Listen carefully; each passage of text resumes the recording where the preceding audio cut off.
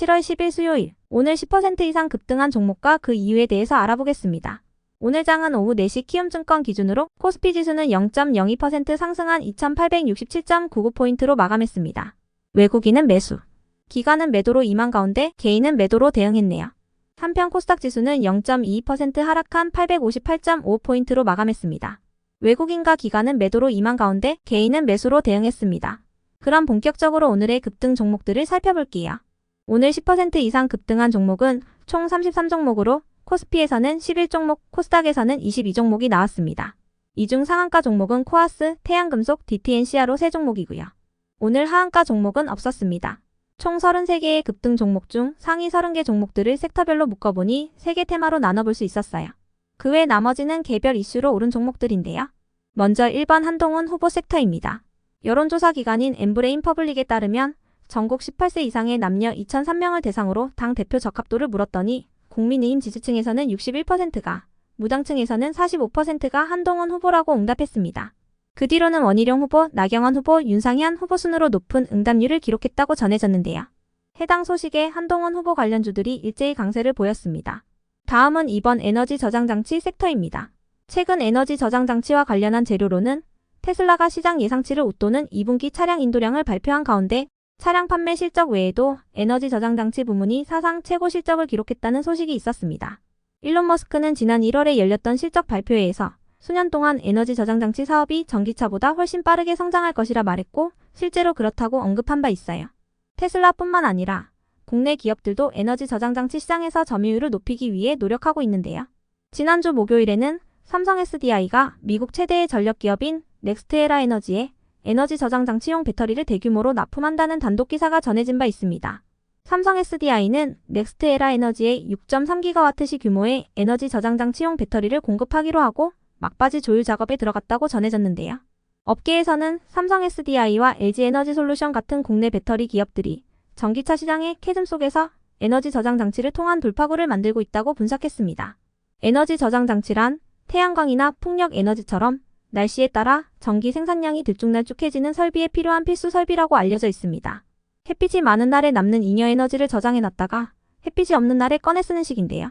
이 같은 소식 속 에너지 저장장치 관련주들이 시장에서 지속 주목받았지만 정작 당사자인 삼성 SDI는 하나증권의 목표 주가 하향 소식에 약세로 마감했습니다. 얼마 전 LG에너지솔루션이 어닝 쇼크 실적을 발표한 가운데 대표 2차전지 기업들에 대한 실적 우려가 지속되고 있는데요. 하나증권은 삼성 SDI의 목표 주가를 기존 81만원에서 68만 2천원으로 낮추긴 했지만 투자 의견은 매수로 유지했으며 오늘 삼성 SDI의 종가는 37만 3천원이었으니 체크해주세요. 다음은 3번 전력설비 전선 섹터입니다.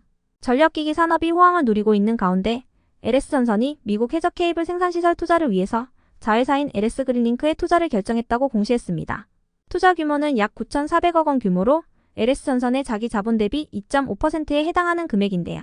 해당 소식에 LS전선을 자회사로 둔 LS전선을 중심으로 전력기기 및 전선 관련주들이 강세를 보였습니다. 이외에도 구리 가격이 상승세를 보이고 있는 가운데 AI발 전기 대란이 우려되면서 원자재 투자자들이 구리를 대거 사들이고 있다는 소식이 있었으며 전력 인프라 ETF들이 연달아 출시되고 있는 부분도 전력 섹터의 호재로 작용되고 있는데요. 운용사들은 전력 관련주에 집중 투자하거나 AI 반도체를 비롯한 AI 인프라 전반에 투자하는 ETF를 상장시키고 있다고 전해졌습니다. 참고로 전력기기 관련주 중에서는 원전 관련주로 함께 묶이는 종목들도 있는데요. 원전 테마와 관련해서는 총 사업비 30조 원 규모의 체코 신규 원전 수주전 결과 발표 기대감이 지속되고 있으니 체크해주세요. 그 외 나머지는 개별 이슈로 오른 종목들인데요. 먼저 코아스는 최대 주주인 노재근이 백운조합에 보유주식 221만 주를 66억 원에 양도하는 최대 주주 변경 수반의 주식 양수도 계약을 체결했다고 공시했습니다. 더불어 운영자금 확보 목적으로 3자 배정 유상증자와 신주인 수권 부사채권 발행, 전환사 채권 발행을 결정했다는 공시가 연달아 올라오기도 했는데요. 이러한 자금 조달 소식에 3일 연속 상한가로 마감했습니다. 이어서 포커스 HNS는 총 74억 원 규모의 유상증자와 총 150억 원 규모의 전환사채 발행을 결정했다고 공시하면서 강세를 보였는데요. 참고로 포커스 HNS는 어제 CCTV 관련주로 부각되면서 강세를 보인 바 있습니다. 최근 도심에서 연이어 교통사고가 발생한 가운데 운전자들이 차량 급발진을 주장하면서 정부가 운전자가 브레이크를 밟았는지 안 밟았는지를 확인할 수 있는 페달 블랙박스 도입을 활성화하는 방안을 검토 중이라고 전해지며 관련주로 부각되었습니다. 한편 BK홀딩스와 ISE커머스의 급등 이유는 파악되지 않았습니다. 이어서 삼화제약은 호흡기계 품목의 호실적에 힘입어 실적 기대감을 입으면서 강세를 보였다고 알려졌습니다. 삼화제약은 호흡기계와 소화기계, 해열진통소염제, 항생제 등의 일반 의약품과 건강기능식품을 제조 및 판매하고 있습니다. 다음으로 LS마린솔루션은 LS전선이 미국 해저 케이블 생산시설 투자를 위해 자회사인 LS그린링크에 투자를 결의했다고 공시하면서 LS마린솔루션이 해저통신 케이블과 해저전력 케이블 사업을 하고 있는 부분에 대한 수혜 기대감을 입으면서 상승했습니다. 더불어 장중 LS전선이 보유한 LS마린솔루션의 지분이 증가되었다는 전자공시도 동반되었으니 체크해주세요. 한편 에머리지는 별다른 호재 없이 강세를 이어오던 종목인데요. 지난주 시장 측의 조회 공시가 올라오자 별도로 공시할 중요한 정보는 없다고 답변했습니다. 다만 진행 중인 75억 원 규모의 전환사채 발행과 관련하여 오는 8월 20일에 납입일이 예정되어 있다고 답변했으니 참고해주시고요. 이어서 셀바이오텍은 이틀 전 KB증권에서 셀바이오텍에 대해 대장암 혁신 신약 개발을 통한 사업 영역 확대와 중국 프로바이오틱스 시장 진출이 가시화되고 올해 지속적인 매출 성장 및 큰 폭의 수익성 개선이 기대된다고 분석하면서 강세를 보인 것으로 파악되는데요. 셀바이오텍은 프로바이오틱스 유산균 제품 제조 및 연구개발과 신약개발 등의 사업을 영위하고 있으니 참고해주세요. 한편 인벤티지랩은 노보노디스크의 비만 치료제 중 하나인 삭센다의 특허가 만료되면서 비만 치료제 관련주로 강세를 이어갔습니다. 삭센다의 특허는 원래 작년 12월 22일에 만료될 예정이었지만 노보노디스크가 동일한 성분의 치료제인 빅토자의 적응증을 확대하면서 특허가 올해 6월까지로 연장되었는데요. 인벤티지랩은 당뇨 및 비만 치료제로 2개월 지속형인 IVL3005와 1개월 지속형인 IVL3021을 개발 중이어서 비만 치료제 관련주로 분류됩니다. 다음으로 한국 화장품 제조가 상승했는데요. 아마존이 7월 16일부터 17일까지 이틀에 걸쳐 아마존 프라임데이를 개최할 예정입니다.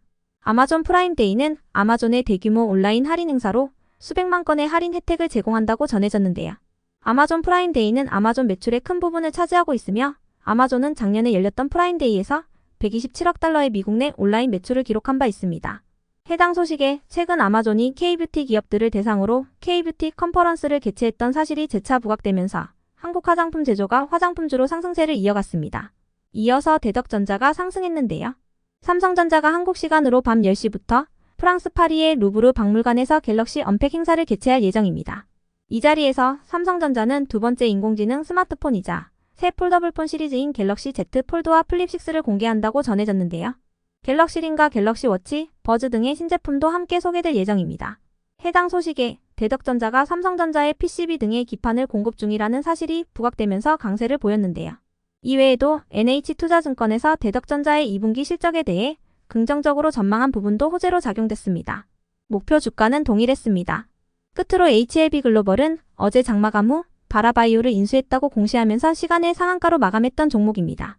바라바이오는 강남 세브란스 병원 당뇨센터장인 안철우 교수가 2021년 설립한 바이오 벤처 기업인데요. 만성 대사질환에 대한 진단 및 관리 플랫폼을 개발 중입니다. HLB글로벌은 60억 원 규모의 투자를 통해 바라바이오 지분 68%를 확보하면서 최대주주로 등극했다고 전했으며 이번 투자는 바라바이오의 구주 일부 인수와 함께 3자 배정 유상증자에 참여하는 형태로 진행된다고 전해졌어요.